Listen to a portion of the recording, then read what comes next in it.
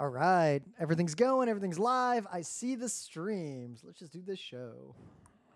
Let me pull up the streaming dashboard. Receiving your content. There's no one watching yet. Good. Go eat dinner or something. I'm real hungry. Not that hungry. Wow. All right. And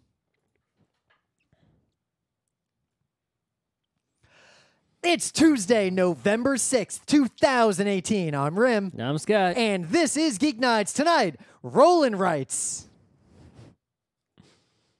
Back 100%. You have a right to roll. Okay, we're good. You got a right to roll. You got to fight for your right to gamble with dice. All right. That. And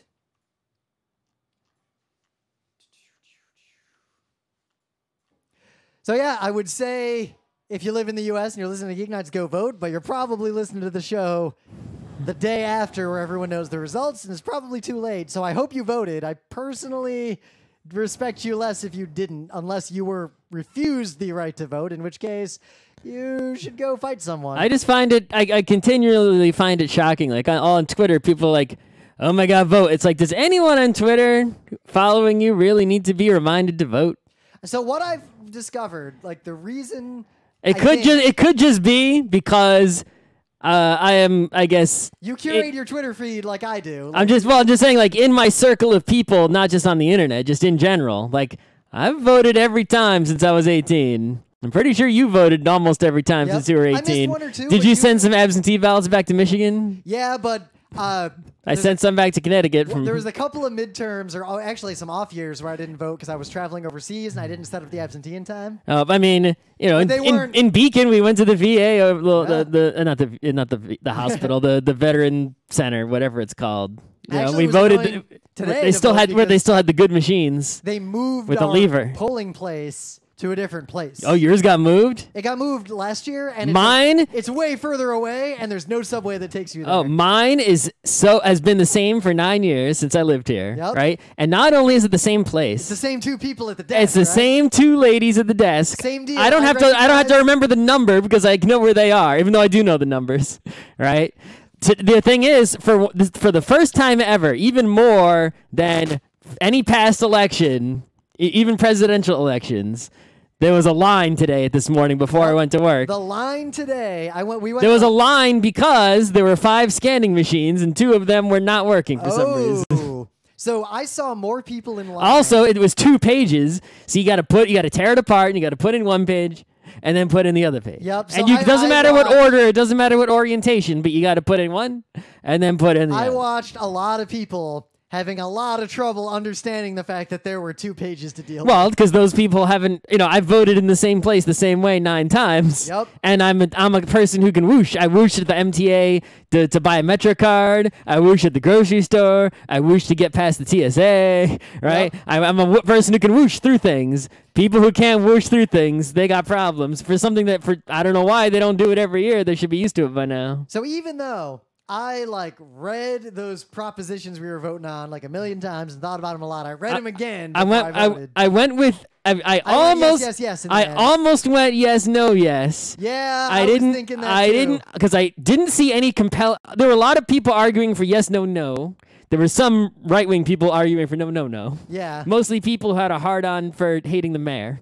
Well, that's it. The only complaint I could find about 2 was that it gives the mayor's office too much power. It does. But the risk of there being a Republican mayor in New York City in the modern era are pretty low. And if anything, I think the next mayor is going to be left of de Blasio. Because it's the city voting. We don't have to worry about upstate. Yeah, but yeah, so I just went with yes is yes. Yeah. It's fine. So I hope you voted, and I hope you're listening to this, because it's not in the bag, but I'm hopeful. That's all I'm gonna say. I'm not gonna. You're probably here to escape from all that. Yeah, that's what I got to say. Right? Is that there's too many people who sit around all night, constantly watching. Oh, I'm gonna do that. That's you know what? Me. That's fucking stupid, right? When I'm playing a board game, if I take my turn and I can't do anything till it's my turn again, I just get up from the table. I don't got to pay attention to what the fuck's going on until it's until I can do something again. You can't do nothing, right? Do I need to sit there while the score is counted? No, I'll just come back and find out after everyone else finished counting the score. It's tough, right? though. And this is a board game where I don't get another turn until next fucking year. So I don't got to do nothing. Why should I pay attention all night for no reason? I'm going to watch ice hockey. Yeah, there's good ice hockey. And then I'm going to play some video games. I'm going to read a book. So I'm going going to to eat some watch a little food. ice hockey, but and I go got to a better bed. plan to avoid, because I am compelled, because I have this weird duality where there's the rational, like, I have put the input into the system that I can, and there's nothing I can do. And then there's the, I appreciate this as a spectacle and enjoy watching it burn. You know what a better spectacle is? Hockey. 39 saves, baby. The other night. Oh my God, that game. I was there. Lundqvist, was good. He is one of the greatest goalies in the history of the game. Like, It was good a hot, God. hot game. Yeah, that was a real good game. Also, the Leafs game the day before was crazy good. I don't watch non-New York games. Yeah, so you know what? You know what's good? Watching the Leafs, so I don't care that much about, beat the ever-living shit out of Pittsburgh 5-0. Yeah, fuck you, Pittsburgh. Yeah, it was a good game to watch because of that. But, so what I'm going to do, and if any of you are watching the live stream and you want to get in on this, I'm just going to get as many people as I can together, and I'm going to have one monitor where I got the F5 in going on automatically of like the 538 breakdown. You don't need that. Well, I'm going to be in the Discord distracting myself playing Overwatch with all of you. That's it. You can just do that one only. Just Yeah, I'm gonna do adjust both. the second part. Fuck the first I'm part. going to do both. It's my new plan. I play Overwatch during election nights. Just put my face in instead of the election, whatever. Also, related more to gaming. Also, so as you know, another thing we should do instead, right? We shouldn't play some stupid Overwatch on election night. We should just play Die Macher. I love that I can read your mind on that. You did read my mind. I am pro Square. Bring Die Macher to Unplugged. I don't own Die Macher. You had it. You owned it. No, I didn't. You did. You had it in Beacon. Did I? Yes. Where the fuck is it? You own Die Macher. I do not. Fuck if I remember owning Die Macher. You own Die Macher. If it's anywhere, it's next to Tikal. Die Macher. I'm gonna go find it. If I own Die Macher, I'm gonna go find it. You own it. You I don't definitely own remember it. owning it. You own it. Are you sure? 100. I own it? If you don't own it, then you lost it, or someone stole it, or you sold it. Someone might have stolen it. I don't There know was who a would. copy in the house in Beacon. We played it once. It belonged to not me. Yep. I didn't buy it. I only remember playing it with Luke. Are you sure Alex didn't own it and he just left it at our house? That's possible. I think Alex owned it because the other game Alex owns that we cannot get is Vinci. I mean, that's possible, but Wonder how much money I'd have to give Alex to get his Vinci from him. I'm sure he's not using it. Yeah, but I don't know if he'd want to part with it. I wouldn't either. So the other thing that I did before we get into the news is, as you know, Overwatch, competitive. Well, it was BlizzCon. Oh, So yeah. there was a lot of Blizzard news. Oh yeah, the Overwatch competitive scene, like the professional scene, there are some A+ games going down. Also, there is a new StarCraft 2 champion who is not from Korea. The first time ever a non-Korean made it to the finals, and the first time ever a non-Korean won. So Ah. congratulations. I forget your name, and I don't have it on my screen. So I tried something. I decided at the end of the previous competitive season to do something I've never done. And because when I play Overwatch, it's always like super chill people because I'm usually playing with like golds, maybe some platinums, maybe upper silvers at most. So I joined the random solo queue by myself to do 10 placement matches. So you played like a normal person. Yeah. Holy fuck are the worst people on earth doing that. I got put with teams with the things that I noticed the most are number one, there is always 100% of the time a group of two that is together in the game with a bunch of randos who never join the voice chat, never communicate, and lose the game for you. Okay. And two, every single person who was salty in the voice chat was French Canadian. Mm-hmm. I don't know if it was just an artifact of when I was playing. It could be your geography. Yeah. Right? But every time someone was getting real butter, it sounded French Canadian. Mm-hmm. But that was at the end of the season, like 3 days to go. So I made it 6 matches in, and it was so bad that I just stopped, and I even stopped live streaming. I just gave up. So I did it again at the beginning of the season, and it was like night and day. I actually found some good people, and I played some real games, and my new plan is to just play rando competitive Overwatch. Rank be damned. Let's just ride this train straight into hell. Right. Well, I mean, Hearthstone has the same thing because the way they do the seasons in most Blizzard games, right, with their ranks and ladders, is they give everyone a big reset or whatever every month. So what happens at the beginning of the month, everyone is doing the same thing and getting back into it and has been deranked or has to place match again. So because you're in with everyone, you get matched really well with people who are close to your level, right? You know, things are doing good, right? But then at the end of the month, if you're still doing like placement matches or you're like, you know, low ranks at the end of the month, like if you play Hearthstone at the end of the month ranked and you didn't play all month because you were just not that into it, I can just like get win streak like up like ding ding ding ding ding, ding right? But if I play in the early part of the month, it's like depending on how much I've been down ranked, it's like yeah, there's people there who are about my level who also got down ranked. And everything's still about where it belongs, you know. So in some news, the TLDR is salty babies are mad that a company released a game that is not targeted at them. And they're mad enough to have tanked Blizzard's stock.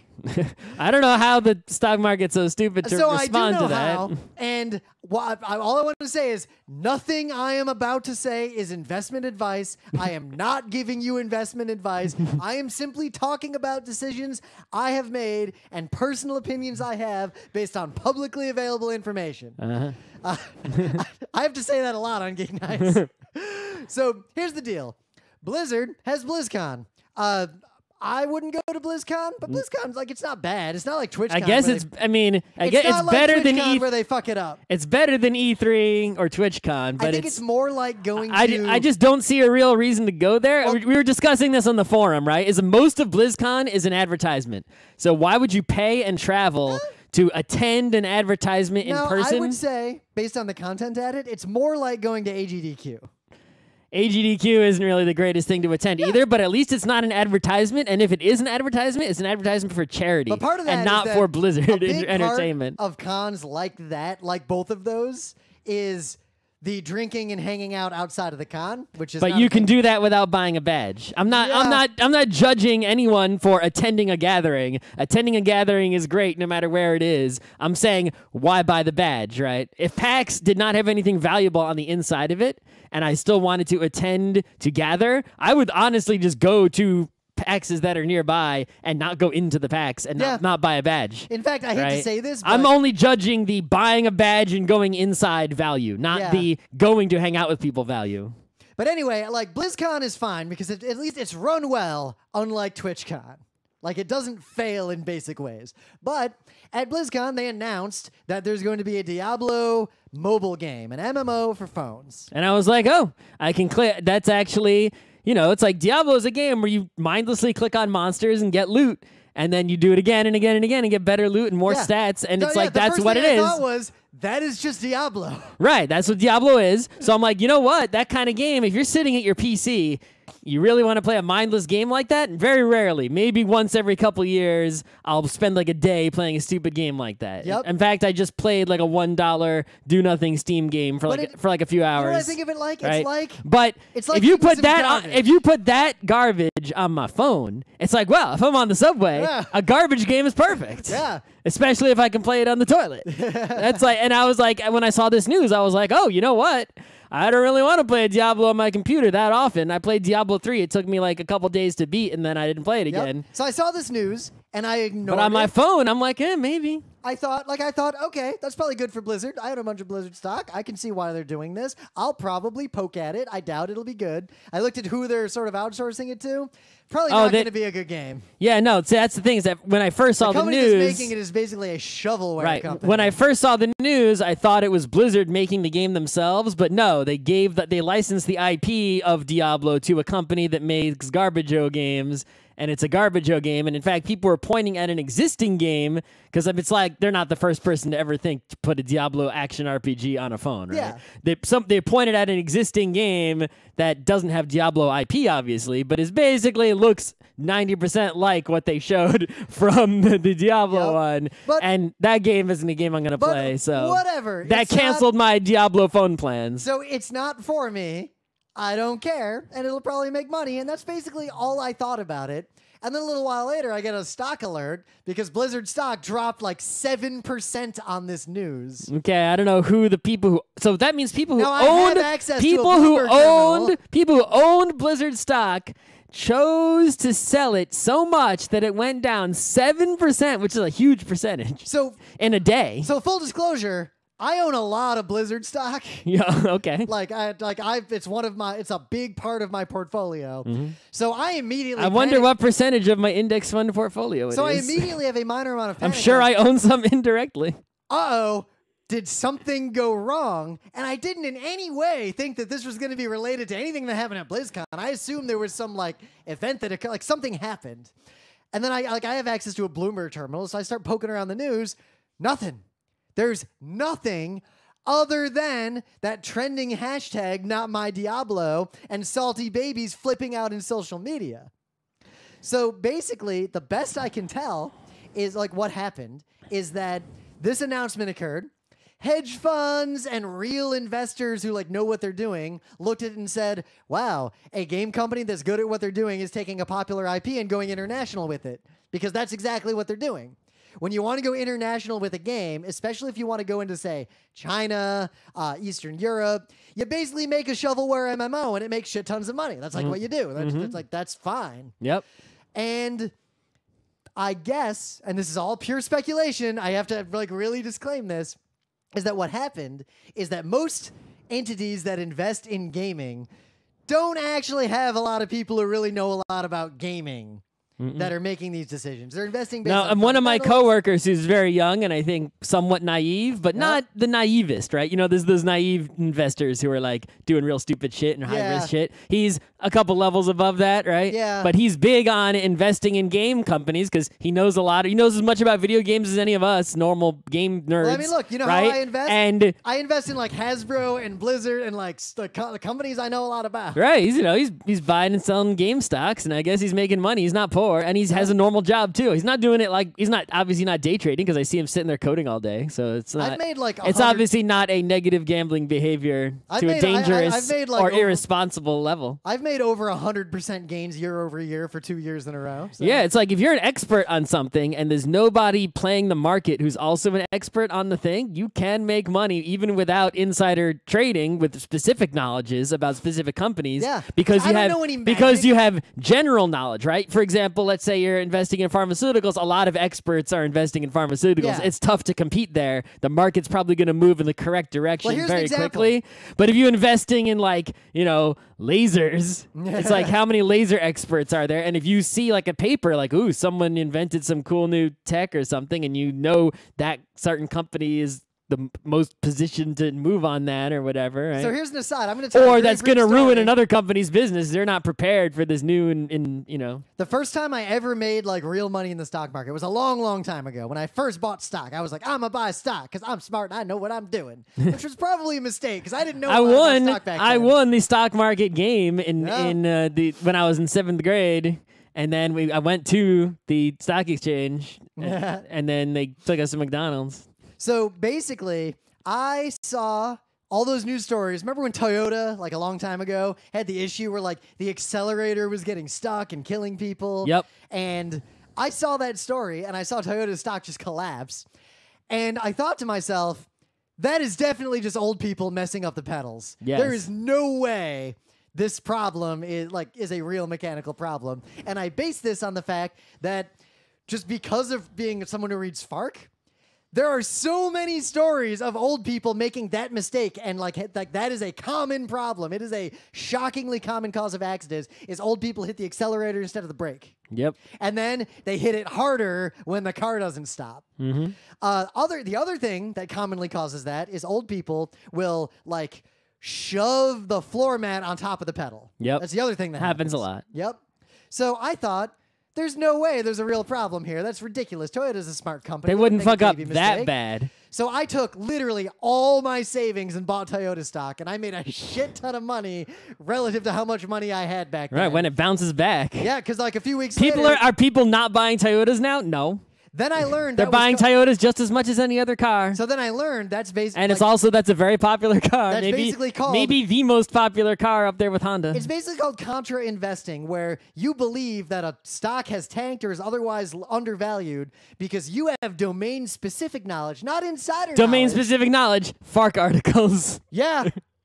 So in the gaming sector, what I guess happened is that most people who invest in games don't really know a lot about it. So the algos that actually deal with these investments are primarily driven by clever people who think that they want to base stuff on sentiment. Yeah, there's a lot of sentiment analysis stuff that's very popular these days, not just for investing, but also just for looking at social media. Like they'll collect a bunch of tweets and they'll search for something and collect a bunch of tweets and they'll be like, we did sentiment analysis on all these tweets for this search and it turned up negative. So that means the populace as a general has a negative feeling about this thing we searched for, or positive feelings about this thing we searched for. The fact that that hashtag was trending probably, in my personal opinion, triggered a lot of sell-off algos on the worry that people wanted to be ahead of the fact that this game company messed something up and gamers know better. Let's trust the gamers. Mm-hmm. And that's ridiculous. And as far as I can tell, hedge funds and people, the people who invest in games who hire subject matter experts to advise them are probably doubling down on Activision Blizzard right now. That's my guess. And I, too, am doubling down. I bought a lot of Activision Blizzard stock today because of this. You better hope you're right, because you lose a lot of money. Well, also, one, I've never lost money, and two, I only invest for the 5-year, 10-year horizon. I don't ever sell stock, really. No, my index funds are still killing it. So killing it by what? Have you made 100% year over year, 2 years in a row? I don't need 100%. I'm gonna have listen. None of us, even making 100%, are going to have enough money to mathematically retire. No, my retirement plan is a combination of Mad Max and communism. But here's the thing, is that all the other people our age, all the other millennials, right, they have nothing for retirement. Most of them. That is also true. They got zero. All right, it's very terrifying. So the fact that I have any amount, I figure, even though it's not enough, if I had to retire today, obviously I don't have enough money. Even if you add the, 20 whatever years of more investing, it's still not enough money to retire. But I'll have so much more than everyone else. So won't I be able to I'll be doing all right, so right? Scott, my retirement stuff is like your retirement stuff. This is separate. This isn't money for when I'm 70. Well, not most people are not wealthy enough to have extra money hanging around. These investments are for when I'm Uncle Moneybags here. 40. Yeah. I am also taking a huge amount of risk by putting almost all my savings in liquid cash in a relatively small number of chosen equities. That's what I keep saying. But it's never gotten me wrong so far. But anyway. Oh, I'm doing great putting it on red. It's been red 5 times so far. I mean, I can't go wrong. Old Gil's going to eat food tonight. I'll put it on black this time. Oh, shit. 0. That's an option? What? What's that? Is green? The wolves are closing in on Old Gil's doorstep. But anyway, I think this is ridiculous. I think the people who are mad about this are being ridiculous. And what's weird is this news made it into basic culture. People I know in the real world who know nothing about games heard about this, and they were all mad about it for the same reason. And the reason they were mad, they all said the same thing. They said, but what about all the people who spent thousands of dollars to fly to BlizzCon only to get this instead of Diablo 4? Who thought Diablo That's what 4? I was saying before. Why are you flying and paying to go to witness an advertisement in person? You get what you deserve. Pay and fly to BlizzCon to watch games and get drunk with your friends and hang out. Don't fly there to get a press release. You can get I got the same press release. It cost me nothing. And also, I didn't get advertised in the face. I think their Diablo MMO for phones is going to make a shit ton of money. Probably. It's just not for you. Diablo 4 will come out when it comes out. I wonder how much money goes to the company that made it and how much goes to Blizzard. But basically, if you're a fan of a thing, that doesn't mean you get to say how said thing is made, and you're probably not the most important factor in the decisions that are being made. Also, about the thing. if there's an intellectual property you like, and it gets attached to something, it's like I like Mega Man, right? Mega Man's good. There's good Mega Man stuff. Mega Man 11 just came out, whatever, 12, I don't fucking know. Yeah. I didn't even beat 9, but I still like Mega Man. Yeah. And then they come out with like a crappy Mega Man board game and a crappy Mega Man cartoon and a Mega Man Battle Network. It's like I don't give a shit. Mega Man Battle Network. I don't give a crap about any of that garbage, right? But it's like I don't have to stop liking Mega Man. I don't have to be mad that they applied the Mega Man IP to something else. It's like, okay, they applied the Diablo IP to something else that you don't give a shit about. Who cares? Yes, the creation of art is not a zero-sum game, kids. Like, it's not like there's a limited amount of things the Diablo IP can be applied to. They could we could remake everything on Earth so that everything has the Diablo IP. Every movie is Diablo movie. It's like every TV show is Diablo, the TV show. The main character is always Satan every time. So occasionally a game will be made that is not for you specifically, crying nerd on Twitter. Yeah. In other news, Riot, the other big game company, and this is pretty breaking news, like a little while, like earlier today. Right. So this today's news is like a double news from Riot, right? So the news from today is that current and former employees are suing Riot for gender discrimination, and all I got to say is I'm not surprised every video game company hasn't been sued for gender discrimination. Yep, I'm not surprised. And age discrimination. I'm not surprised. Every company is not sued for gender discrimination. And age discrimination. Yeah. I mean, we're getting to the point, like in 4 more years, Scott and I are going to be age discriminated against. It's going to happen. Probably. Yeah. I'm already, it's weird how much older I am than a lot of people I work with. Mm-hmm. But yeah, so Riot is straight up being sued. You can read the article. I mean, I'm definitely not going to give you legal advice or talk about a legal issue like this because I know a lot less about this than I do about the stock market. Mm-hmm. And I don't know a lot about the stock I know market. what the HR people tell me. Yep. But and they can't be trusted all completely because they're there to defend the company, not to defend you. Blizzard, like the people I know in the industry who know a lot about the inside of Blizzard, like Activision Blizzard, tend to have positive things to say. Like, crunch isn't bad. Like, it seems like it's a reasonably okay place to work for a big... It's not as bad as the other game companies, at least in at least 1 or 2 ways. It seems neutral to slightly positive is what the impression I get from the average person. The impression I get about Riot is pretty bad and pretty bro-y. Like, I get the impression... The only thing I've ever gotten a good impression from about Riot is that they seem to actually put in an effort and try to get shitheads out of their player base and community. But they don't go as far as Kaplan with Overwatch, who's like, I will fucking ban you for quitting a game. Let's go. Bring it. What are you going to... Ban for life. Oh, you made a new account? Ban. There's like your money. Didn't we do a story on GeekNights a while ago? We didn't do the story. We discussed the story where like the worst possible guy was finally unbanned after a super long time or something. Yep. I would never unban the worst possible guy. I'd be like, nope, that's it. So I'm just gonna quote the article because this is everything that needs to be said. The class action lawsuit alleges that, quote, like many of Riot's game's female employees, plaintiffs have been denied equal pay and found their careers stifled because they are women. More so, plaintiffs have also seen their working conditions negatively impacted because of the ongoing sexual harassment, misconduct, and bias which predominate the sexually hostile working environment of Riot Games. I believe it. I have no reason to in any way. I mean, if someone said that and replaced that company name with literally any company name, I would say, I believe it. Yeah. It's like there's what company would I not believe it? You know what the exceptions would be? Scott-Co. Companies that are so small that I personally know literally every employee of that company. Yeah. Maybe then I would be able to argue against it. Maybe. But I do get the impression that Riot's kind of egregious compared to even other game companies. And like this rumbling's been around for a long time. Like this is just, that's a common rumbling. And now there's this lawsuit. Of course, my thing of the day is also hanging out here, so I think it's time for things of the day. How about that? So Riot, if you didn't know, there have been music videos that are basically like League of Legends, but like real music video. Well, I mean, you know, all these companies nowadays actually seem to be doing something I think is smart, which is you got a video game coming out. Maybe it's AAA, right? Maybe it's not. You want to promote it. You can put out a demo. Well, if you put out a demo, people play it and then they don't buy your game because they got everything they needed from the demo. You can make a trailer. Trailers are pretty good, right? A lot of trailers, they have some bull shots in them, so, right? Some of them have real game footage, right? But trailers are okay for promoting your game.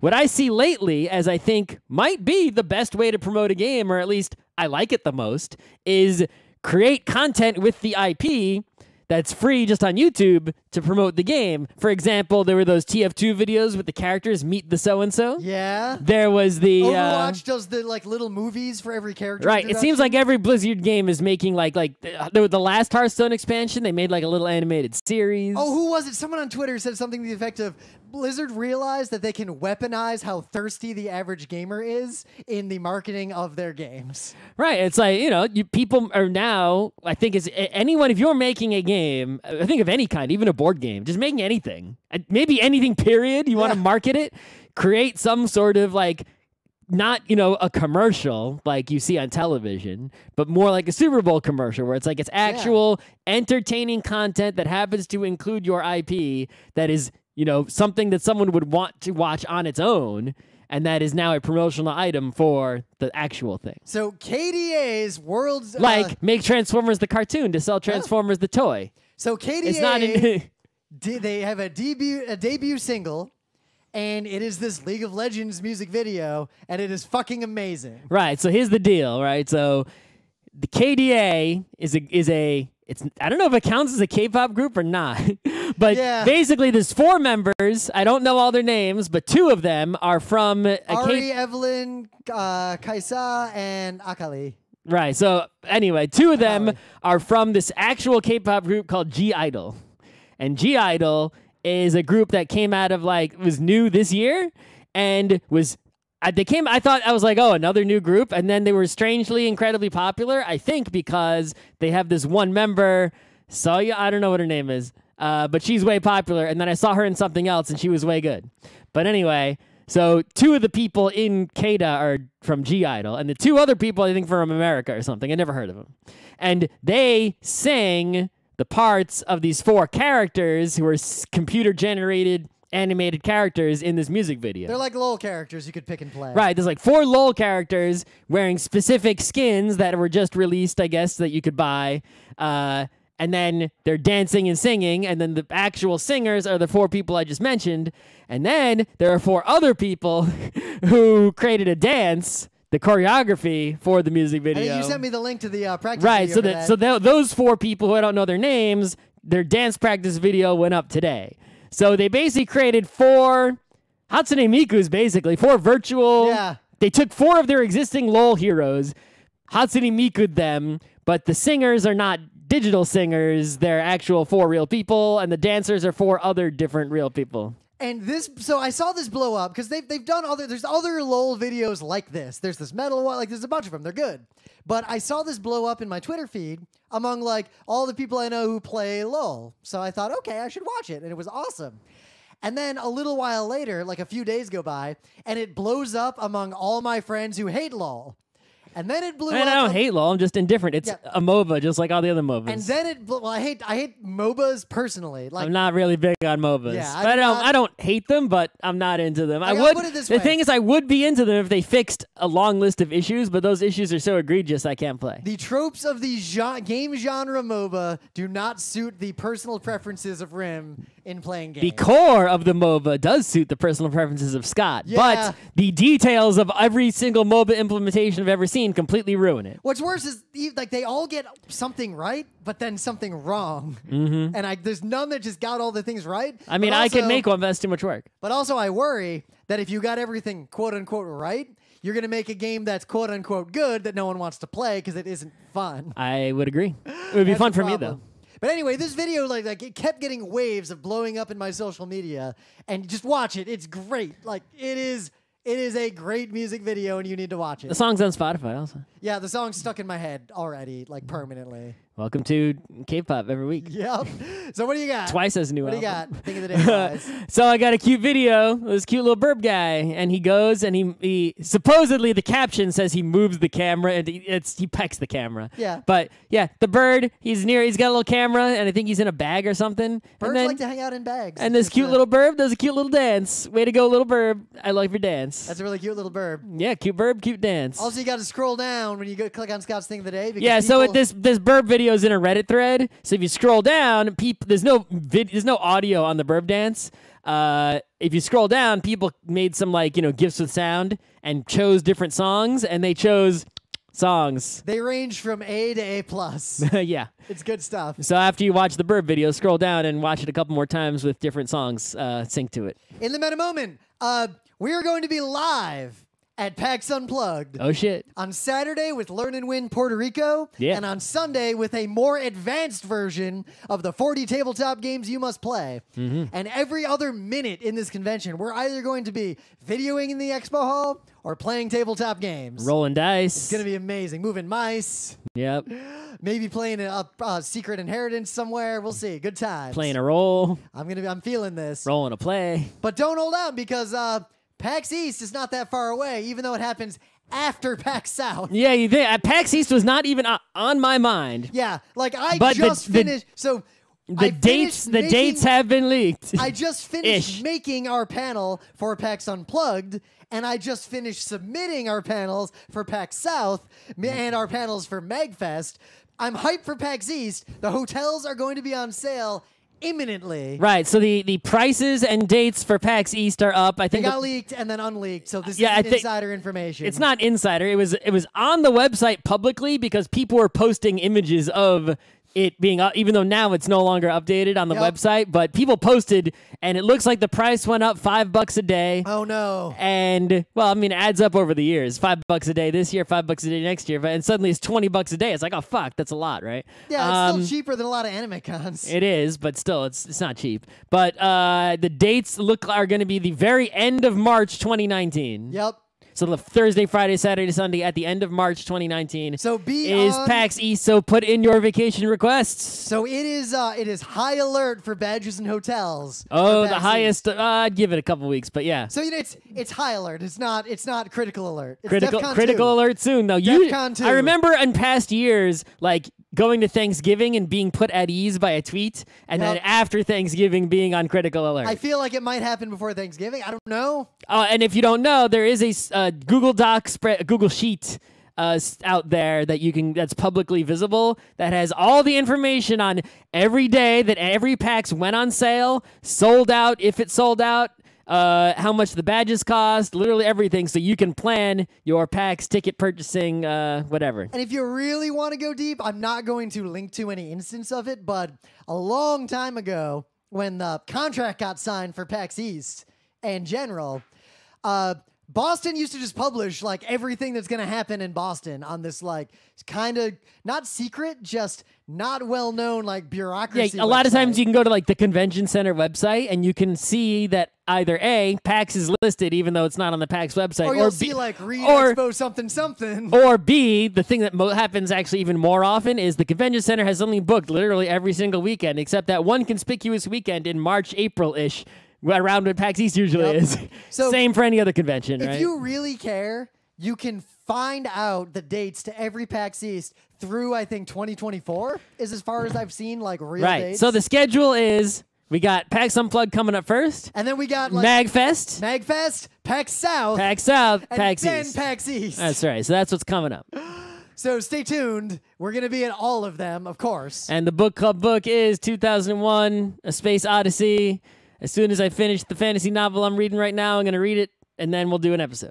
And if you need, because again, you're probably listening to this after the election happened, if you need a social place to hang out on the internet that is guaranteed 100% Nazi-free, because Twitter still won't ban the Nazis, just saying, the GeekNights forum, that's like our one rule, is you can't be a Nazi. Right. Yeah, you go to our website, frontrowcrew.com, where you can find literally all of our content, and then from there, you got links to all of our social medias, but you go to community.frontrowcrew.com for the currently active forum, and if you want to look at the old forum, you can still go to forum.frontrowcrew.com. It's a little broken, but all the content's there. Yeah, there is a shit ton of content in there. Yeah. This forum's been going for a long time, and the scary thing is, there's a number of people who post regularly.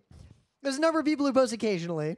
There is a shocking number of people who have accounts and read this forum religiously, but never say anything. They don't say a goddamn thing. But there's a lot of content. Like, the forum's good stuff. Like, I would not tell you to go here if I didn't personally like use this on a daily basis. Well, it's also ours. Yeah, but I use it. There are people there who are wisely not Geek Nights listeners. Yeah, I think there's more non-Geek Nights listeners in the Geek Nights forum than there are Geek They Nights listen to a listeners. Geek Night, they join the forum, and they stop listening to a Geek Night. Yep. That is the wisest move. That is the most expanded brain. All right, so I should make that. That's a good anyway. expanded brain. So, roll and writes are a genre of games that have existed for a long time. I'm not gonna try to even like talk about the history of them because You don't know it. no, well, one, I don't know it, and two, no one gave a shit about roll and writes in like the broader like tabletop community. Yeah, this is like a recent thing, like past couple 2-3 years, I want to say. Like indie maybe games, even more recent than that. Indie roll and writes were like creeping in here and there, and like you'd occasionally see one. There were Right. more in Japan than there were like in Yep. the US. It's a genre of tabletop games, roll and write, that for most of my life, the only one I ever saw was Yahtzee, and I didn't even realize it was a genre. And now over the past, when did we play Rolling America? It was last PAX East. I think it was two PAX ago. I think it was 2 PAX East ago. So that's when I sort of realized, another game. Oh, I see how it works. So I can think of one other roll and write I played as a kid that you didn't name. Triple Yahtzee. A different Yahtzee? Yeah. Yeah, okay. Triple Yahtzee was way bad. Anyway, so here's what the deal. A roll and write game is exactly what it says. Every player has some sort of sheet, all right? Or it could be a dry erase board or a piece of paper with a pencil, and some sort of dice get rolled. It could be you roll your own Doesn't dice. have to be dice. It could be cards or something else. It's Right. Some sort of random input occurs, and you have to take that random input and put it onto your board, right? And then another input is generated, and you put it onto your board, and you continue doing this. And at the end, we see who's got the best board, who has optimally placed all these inputs, right, onto the board that they have. Now, this seems on this. If you don't think about it a lot, and we both fell for this. The first time I played a modern roll and write was when we played Roll in America, and the rules were explained to us, and we looked at each other and thought, "Wow, we're all just going to do the exact same thing because we're all intelligent adults." No. Right, so here's the thing. So at the first baby level of roll and write is Yahtzee, right? And the thing with Yahtzee is there's a luck involved because everyone's rolling their own dice. Yep. So if I get different, it's easy to optimally place, mostly easy to optimally place in Yahtzee. Well, we verified- Sometimes it's a little tricky. Scott and I verified years ago with a website where we you play Yahtzee nearly optimally. Yeah, like nearly. we play Yahtzee. Basically, This was an a very early Geek Nights thing of the day. Was a website that will basically there's an optimal Yahtzee playing computer, and you play a ton of Yahtzee, and then it tells you how close your play is to perfect optimal mathematical play. Right. So if you could say roll all the dice in advance on Yahtzee, you could obviously place them optimally, but because you have to place immediately after you roll, it's like, all right, I just got 4 of a kind, but that's also a 20. It's also 4 sixes. Do I go 24 in the 6th column, or do I go like Wait, I just thought of a game. 28 in the? So here's a game of Yahtzee to make this more like a modern roll and write. So someone's turn, they roll the dice, and they're out there.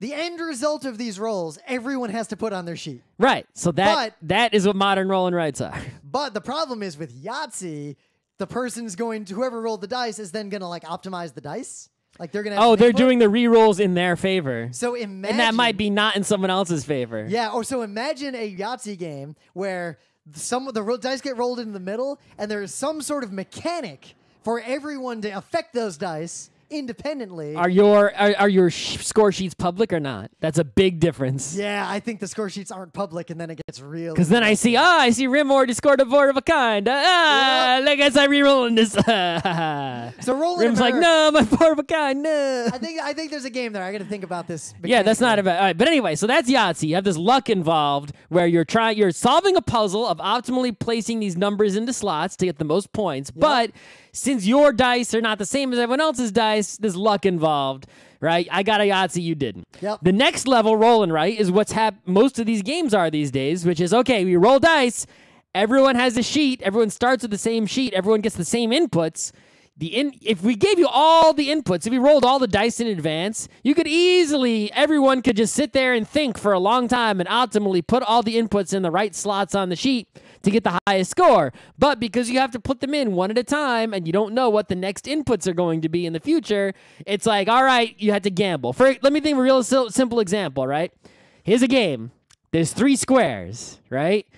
If you put numbers in the squares in increasing sequential order, you get a perfect score. If any numbers are out of order, then you lose points every time a number's out of order. Play this game. I roll a D100.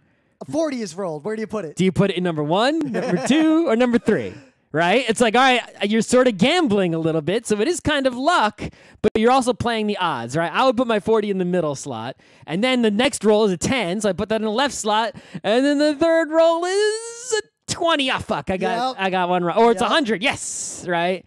You know? So typically what a lot of these games will have is another element where, one, the board will be bigger, there's more places or something. Yep. And it doesn't have to be places. It can be lines, it can be shapes. Like, part of the reason why this genre, I think, is starting to explode is that with very minimal materials, you can design very different games with in a very minimalist fashion. Yep. So some examples of roll and writes I've played, and the thing is, roll and writes, the best thing about them is that there's no dicking people over, which turns people away from games a lot. Yep. Right? There's no... but there could be, but there isn't. You can play them solitaire. You can just sit there, roll dice, and try to get the best score. These are games you could theoretically have an unlimited number of players. Like, you could have a panel where you're rolling dice at the front and everyone's playing. Just on the big screen in the front. You could... Actually, somebody should make one with Jackbox technology. Ooh. Everyone fills out their sheet on their phone, and then in the whole room, we see who got the best sheet from the same dice. I feel like if we're ever at a gaming con where they need extra panel content, let's run roll and rights for an entire room. Yeah, let's make a Jackbox roll and write. Anyway, so examples of roll and rights I've played recently that are hot are Ganshan Clever. That's the one I didn't play. Right? I've only played it solo. I think I've read the rules once, and I vaguely remember reading something that when you play it with other people, that the dice you don't use go to the next person, and there's some sort of interactivity that's really fascinating, which makes me want to play it with other people. But when you play it solo, which you can do for free on the web, there's sort of a janky web app, but it totally works. It's basically sort of like Yahtzee. You roll the dice. There's different dice of different colors, and it's like, okay, well, I can use this dice for the number or for its color, and then I take it, and then I remove it, and I roll the remaining dice, and you can read the rules, but you have this really crazy score sheet, and you can score in different spots on the sheet, and it's like you sort of want to you can try to pick one area and get in it a whole bunch, or spread your stuff out over different areas, and then when you reach certain milestones in certain spots on the sheet, you get bonus stuff like extra dice and extra fill-ins, and I guess I don't know if it's mathematically possible to fill in the whole sheet. I've never done that, but you add up a score at the end, and you get, you try to get hundreds of points or whatever. So in a way, this sort of functions like those rotating tournaments, like in a bridge tournament where there's a table with a deck with an order of cards, so every group plays the same deck to see who optimizes it. It does that with a modern minimalist sensibility. Yep. And it does it well, and the games are fun. Right. And I think Rolling America is the one I played the most. Rolling America is real simple. The way it works is you roll dice, right? And then you have to put the numbers onto your map of America in these states. But then the numbers, 1 through 6, can't be more than 1 away from all adjacent Right. So if numbers. I put 5 in Florida, and if I put a 4 in Georgia, I'm good, because they're 2 adjacent states, and their numbers are 1 apart from each other. But guess what? Florida is also adjacent to, Alabama next to it, right? And it's like, well, what if I have to put a 2 in Alabama? If I put a 3 in Alabama, that's good. It's 1 away from Georgia, but it's 2 away from Florida. That's not good. So another common element of these games then, and this is what really makes the genres start to shine, is usually they'll give all the players a limited number of special powers they can use at their discretion.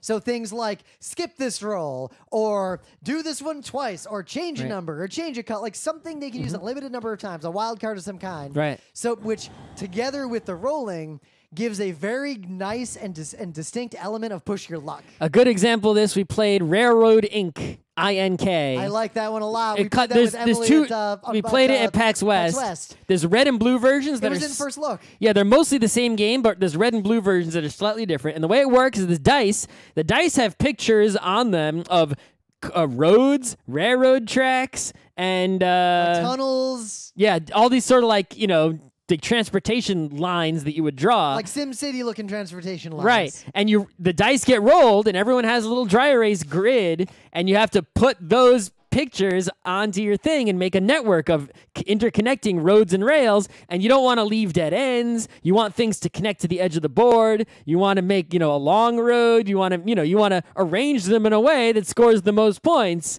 And then there's like Rim was saying, there's certain of like get out of jail free, you're allowed to make a few mistakes. There's like a few dice that are just sort of freebies. You can use like once per game. You can ignore, you don't have to place every dice every time. Like you ignore some, right? There's stuff like that. So you're not like locked in. Everyone can approach the game really differently. And with the same dice, you have like 4 or 5 players, everyone's boards are completely different. Yep. So the push your luck element, the like risk reward element, like I'm not doing well, I'm going to take bigger risks. Like there's a lot of things that make these games good. But if you're are a game designer and you want to like make some basic games and like try to design games, this is a really good genre to try. Actually, I just remembered there was a roll and write that I played after Yahtzee, which is Roll Through the Ages. Oh, yeah. But Roll Through the Ages. I hate that game. It's basically Yahtzee. It's really just Yahtzee with a different theme. Yeah. There was like nothing about it that like was anything like the modern roll and writes.